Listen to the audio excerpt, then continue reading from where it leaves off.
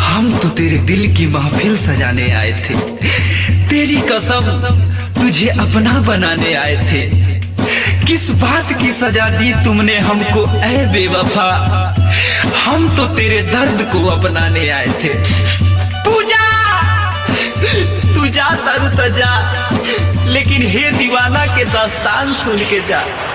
हमके भइले है सास बा बेवफा बाबू दिल के जे पास बा। हमके भइले है सास बा बेवफा बाबू दिल के जे पास बा। चुपे चोरी हाय राम दिलावा पभाला, मारिए उजाला हाथ पानी ना मोहाला।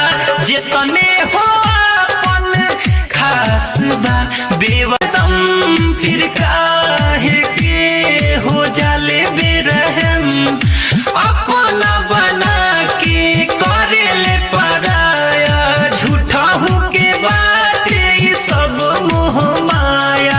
अपना के हुआ विश्वास बा बेवफा बाबू दिल के जे पास बा। हमके भइले है सास बा बेवफा बाबू दिल के जे पास बा। तेरे सिवा कोई मेरे जज्बात में नहीं, आंखों में नमी है जो बरसात में नहीं।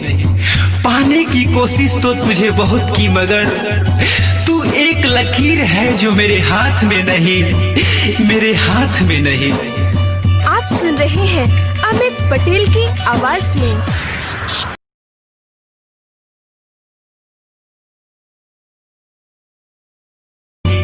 मेरे हाथ में नहीं। आप सुन रहे हैं अमित पटेल की आवाज में।